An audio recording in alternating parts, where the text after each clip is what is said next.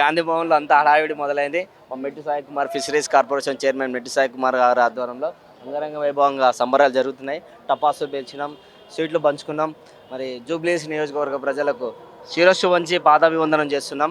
మా ముఖ్యమంత్రి రేవంత్ రెడ్డి గారు ఏదైతే నాకు కుడి భుజాన్ని అందించాలని బోరబండ వేదికగా చెప్పడం జరిగిందో, బోరబండ నియోజకవర్గ ప్రజలు, బోరబండ డివిజన్ ప్రజలు, రహమద్నగర్ డివిజన్ ప్రజలు, ఎర్రగడ్డ డివిజన్ ప్రజలు, షేక్పేట్ డివిజన్ ప్రజలు, సోమాజిగూడ డివిజన్ ప్రజలు ఆశీర్వదించిండ్రు. కాంగ్రెస్ పార్టీకే పట్టం కట్టిండ్రు.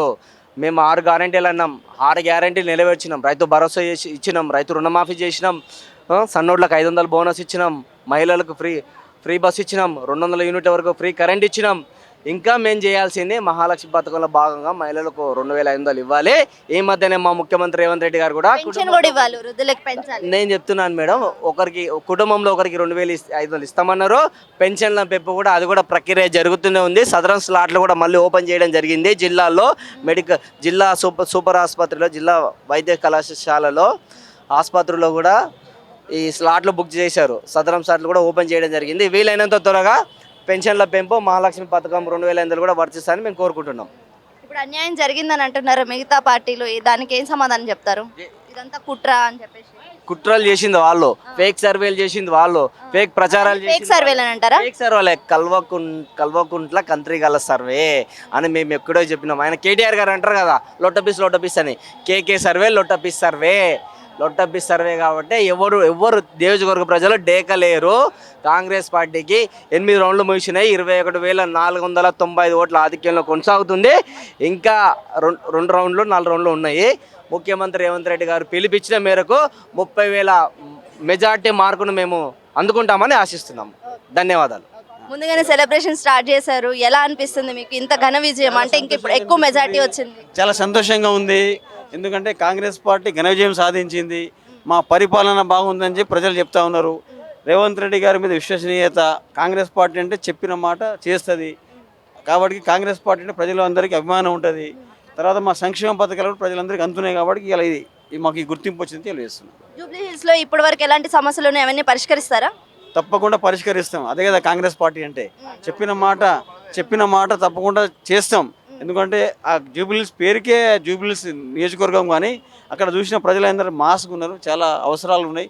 గత 15 ఏళ్ళలో గోపీనాథ్ ఏం పని చేయలేదు. కాంగ్రెస్ పార్టీ కార్యకర్తల మీద కేసులు పెట్టి తప్ప ఏం పని చేయలేదు. కాబట్టి ఇవాళ కాంగ్రెస్ పార్టీ అందరికీ పని చేస్తుంది, చెప్పిన వాగ్దానాలు పూర్తి చేస్తుంది. ఇప్పుడు వరకు ఏంటంటే బీఆర్ఎస్ కాంగ్రెస్ తరఫున గట్టి పోటీ అని చెప్పేసింది, కానీ ఇక్కడ చూస్తే కాంగ్రెస్ ఇప్పటికే భారీ మెజారిటీ అయితే వచ్చింది. మాకు బీఆర్ఎస్ పోటీ కానే కాదు, కానీ కేసీఆర్ గారు, హరీష్ రావు ఇద్దరు కూడా కావాలని వాళ్ళందరూ ఒక అబద్ధాలు ఆడి ఒక మసిపూసి మారేడుకాయని చేసారు తప్ప ప్రజలలో కాంగ్రెస్ పార్టీకి ఓటేయాలని ఇప్పుడు డిసైడ్ అయి ఉన్నారు వాళ్ళంతా. ఇది ఇంకా 2 రౌండ్స్ అయితే ఉన్నాయి. దీనికి మీరు అంటే ఇప్పుడే స్టార్ట్ చేశారు సెలబ్రేషన్స్, ఏమంటారు మీరు? ఎలా అనిపిస్తుంది? తప్పకుండా 30,000 పైచిలుకు ఓట్లతోటి నవీన్ యాదవ్ గారు గెలవబోతా ఉన్నారు. ఇంకా 2 రౌండ్లు మాత్రమే మిగిలి ఉన్నాయి. ఇప్పటికే 25,000 పైచిలుకు ఉన్నట్టుగా మాకు సమాచారం. ఏది ఏమైనప్పటికీ రేవంత్ రెడ్డి గారి యొక్క ప్రజాపాలనలో ప్రజలకు గొప్ప విశ్వాసం, నమ్మకం ఉంది. కాబట్టే ఇంత గొప్పగా మరి ఫలితాలు రాబోతూ ఉన్నాయంటే, మరి రేవంత్ రెడ్డి గారు అందిస్తున్నటువంటి సంక్షేమ అభివృద్ధి పథకాలు, పేదవాడికి ఏమి కావాలో తెలుసుకొని ఇచ్చినటువంటి 6 గ్యారంటీలను అమలు పరుస్తూ ఇవాళ ప్రజల యొక్క మనసును చెరగొన్నటువంటి గొప్ప నాయకుడు రేవంత్ రెడ్డి గారు. మరి అదేవిధంగా నవీన్ యాదవ్ గారు కూడా గతంలో ఒకసారి ఇండిపెండెంట్ అభ్యర్థిగా, మరొకసారి ఎంఐఎం అభ్యర్థిగా పోటీ చేసి ఓడిపోయినప్పటికీ మరి జూబ్లీహిల్స్ నియోజకవర్గ ప్రజల అందుబాటులో ఉంటూ వాళ్ళ యొక్క కష్ట సుఖాలు, బాధల్లో మరి నిమగ్నమై వారి అందుబాటులో ఉండి 3వ సారి కాంగ్రెస్ పార్టీ అభ్యర్థిగా మరి నిలబడి ఈరోజు గొప్ప విజయాన్ని జూబ్లీహిల్స్ ప్రజలు కట్టబెట్టబోతా ఉన్నారు. ఇది కాంగ్రెస్ పార్టీ యొక్క కార్యకర్తల విజయంగా భావిస్తూ ఉన్నాం.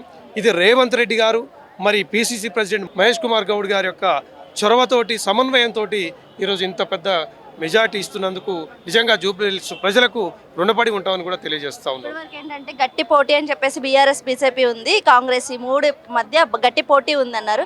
కానీ ఇంకా మనకి మొత్తం రౌండ్స్ పూర్తవ్వకుండానే మనకి 20 మెజార్టీలు ఇప్పటికే తేలిపోయింది 7 రౌండ్లోనే. ఇంకా 2 రౌండ్లు అయితే ఉన్నాయి. దీనికి మీరేం సమాధానం చెప్తారు? అంటే దీంట్లో ఒక కుట్ర ఉంది అని చెప్పేసి అంటున్నారు, ఇది రౌడీ పాలన అంటున్నారు. ఓడలేక మధ్యల చెరువు అన్నట్టు నిజంగా ఈ టీఆర్ఎస్ నాయకులు నిన్న ఓటింగ్ జరిగినటువంటి మధ్యాహ్నం తర్వాత కాంగ్రెస్ పార్టీకే ప్రజలు పెద్ద ఎత్తున మద్దతు తెలియజేస్తూ ఓట్లేస్తున్నారని గ్రహించి ఇక్కడ రిగ్గింగ్ జరుగుతూ ఉంది, డబ్బులు ఖర్చు పెడతా ఉన్నారు, అడ్డగోలుగా పంచుతున్నారు. మరి స్థానికుల్ని తీసుకొచ్చి స్థానికేతరులను తీసుకొచ్చి ఇక్కడ ఓట్లు వేయిస్తున్నారు అని చెప్పేసి నవీన్ యాదవ్ రౌడీ అని చెప్పేసి చిల్లర మల్లర మాటలు మాట్లాడుతూ ఆ రోజే వాళ్ళు ఓటమిని అంగీకరించారు. ఎందుకంటే ఎట్లయినా కాంగ్రెస్ పార్టీ గెలుస్తుంది కాబట్టి గెలిచిన తర్వాత మాట్లాడితే ఓడిపోయిన తర్వాత మరి బీఆర్ఎస్ పార్టీ నాయకులు మాట్లాడితే విలువనియ్యారు కాబట్టి అదే రోజు వాళ్ళు కాంగ్రెస్ పార్టీ గెలవపోతున్నటువంటి విషయాన్ని గ్రహించి ముందే పసిగట్టి మరి ఆ కుట్రపూరితంగా మాట్లాడిన మాటలు ఈరోజు చాలా స్పష్టంగా మనం చూస్తూ ఉన్నాం. ఇవన్నీ కూడా చేతగానితనం కింద మనం పరిగణించాల్సినటువంటి విషయం.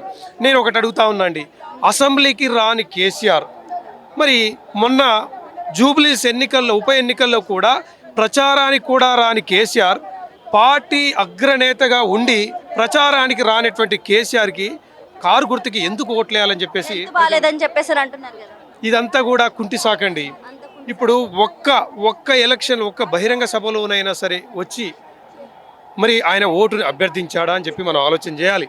ఏ ఒక్క రోజు కూడా కేటీఆర్ గారు వచ్చారు కదండి. కేటీఆర్ని ఎవరు విశ్వసిస్తున్నారు? కేసీఆర్ గత 10 ఏళ్ల పరిపాలనలో వాళ్ళు చేసినటువంటి అవినీతి అక్రమాలు ఒక్కొక్కటిగా మరి ఇప్పటికీ ప్రజలు కూడా గుర్తుపెట్టుకునే ఉన్నారు. మరి జనరల్ ఎలక్షన్స్ తర్వాత జరిగినటువంటి మరి లోక్సభ ఎన్నికల్లో కూడా వాళ్ళకు 0 స్థానాలు, ఆ తర్వాత జరిగినటువంటి కంటోన్మెంట్ ఎన్నికల్లో వాళ్ళు సిట్టింగ్ స్థానాన్ని కోల్పోవడం, మరి ఇప్పుడు జరిగినటువంటి సిట్టింగ్ స్థానాన్ని కూడా వాళ్ళు కోల్పోవడానికి గల కారణం కూడా వారి యొక్క అహంకారపూరితమైనటువంటి మాటలే. రానున్న ఎన్నికల్లో కూడా ఈ రిజల్ట్సే పునరావృతం కావడం ఖాయం. రేవంత్ రెడ్డి గారి ప్రజారంజక పాలన ఇట్లే కొనసాగుతుంది. ఆయన ప్రజల యొక్క మనసును చొరగొంతా ఉన్నాడు. ఏది ఏమైనప్పటికీ గతంలో రాజశేఖర రెడ్డి గారి సువర్ణ పరిపాలన ఏ రకంగా ఉండేనో ఇప్పుడు కూడా రేవంత్ రెడ్డి గారి పాలన కూడా రాజశేఖర రెడ్డి గారి బాటలో నడుస్తున్నందుకు ప్రజలు కూడా విశ్వసిస్తూ ఉన్నారు.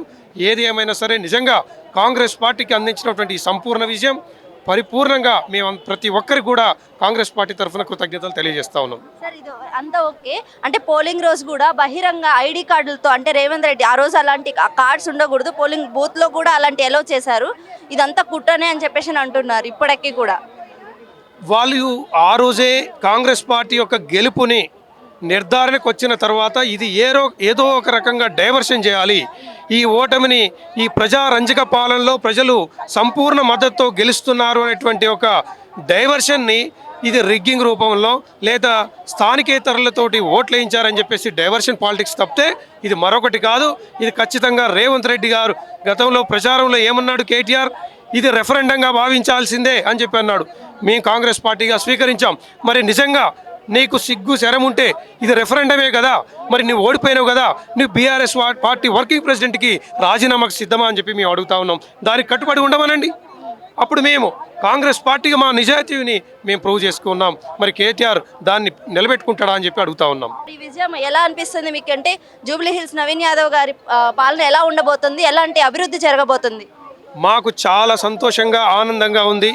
కాంగ్రెస్ పార్టీ గడిచిన 2 సంవత్సరాల్లో ప్రజలకు ఇచ్చినటువంటి ప్రతి హామీని సంపూర్ణంగా నిర్వర్తిస్తూ మరి ప్రజల యొక్క మన్నలను చొరగొంటూ మేము చాలా ధైర్యంగా నమ్మకంతో ముందుకెళ్తా ఉన్నాం. ఇది మాకు చాలా బూస్టింగ్ ఇస్తుంది. రానున్న స్థానిక సంస్థల ఎన్నికల్లో కూడా మా గెలుపుపై మాకు చాలా ధీమాగా ఉన్నామని చెప్పి తెలియజేస్తా ఉన్నాం. Thank you. జూబ్లీ హిల్స్లో నవీన్ యాదవ్ అన్న గారి గెలుపు చాలా సంతోషకరమైనటువంటి విషయము. మేము జాతీయ యాదవ హక్కుల పోరాట సమితి సందర్భంగా మా యొక్క జాతీయ అధ్యక్షుడు మేకల రాములు యాదవ్ గారు, మరియు వర్కింగ్ ప్రెసిడెంట్ గుడిగ శ్రీనివాస్ యాదవ్ గారు, మరియు ఉపాధ్యక్షుడు సింహ యాదవ్ గారు, మరియు తదితరులు చాలామంది కూడా మేము జూబ్లీస్లో క్యాంపెయినింగ్ చేసి నవీన్ యాదవ్ అన్న గారి గెలుపు కొరకు ఆహర్నిశలు కష్టపడి కూడా మేము కృషి చేయడం జరిగింది. ఈరోజు ప్రతి రౌండ్లో కూడా అత్యధికమైనటువంటి భారీ మెజార్టీ తోటి ఈరోజు జూబ్లీ హిల్స్ ప్రజలందరూ కూడా గెలిపించడం జరిగింది. పేరున ప్రతి ఒక్కరికి కూడా నవీన్ యాదవ్ అన్నను గెలిపించినందుకు హృదయపూర్వక ధన్యవాదాలు తెలియజేసుకుంటా ఉన్నాము. నవీన్ యాదవ్ అన్న గారి గెలుపు ప్రతి ఒక్కరికి కూడా సంతోషకరంగా ఉంది. మేము చాలా ఆనందంతో సంబరాలు కూడా చేసుకుంటా ఉన్నాము. జై యాదవ్, జై జై నవీన్ అన్న.